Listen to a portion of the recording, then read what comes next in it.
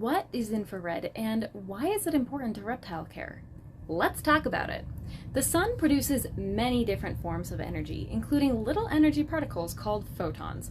Photons move in waves at different speeds, and their speed determines how much energy they carry and how they function. This is called the electromagnetic spectrum. Radio waves, microwaves, infrared light, visible light, ultraviolet light, X-rays, and gamma rays. As reptile keepers, we are most interested in infrared, heat, visible light or daylight, and ultraviolet light.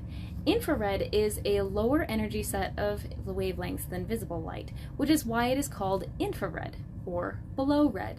Humans can't see infrared without technological help, but some reptiles can. Most famously, some snakes use it to hunt by seeing their prey with the image they create with their own body heat. This also means that most red-colored infrared bulbs you see in stores are something of a scam. And contrary to what the advertising may have you believe, they are disruptive to reptile vision, whether you use them during the day or at night.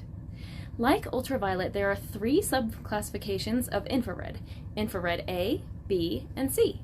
Infrared A is the highest in energy, and infrared C is the lowest in energy. Infrared A and B are produced in large quantities by the sun, and they are responsible for that warm, tingling sensation you feel when you step out into sunlight with bare skin, as well as why it can take a while to fully cool off after you step into an air-conditioned environment. Infrared C is radiant heat. Very little of this comes from the sun. Instead, it's given off by objects that have been warmed by the sun, endothermic animals, as well as radiant heating technology like space heaters. It's important to pay attention to these differences because the amount of energy each type of infrared carries directly affects the way your reptile can absorb and use it.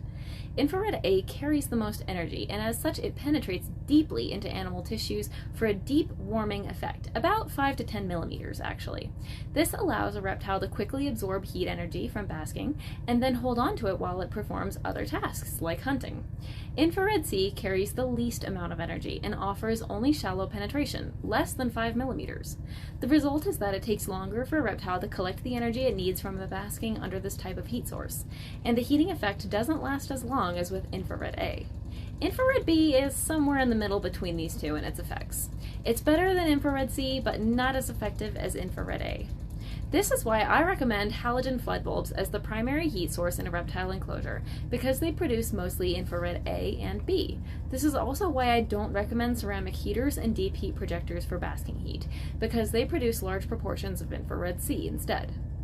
For more professional reptile care advice, make sure to subscribe to my channel and give this video a heart for the algorithm.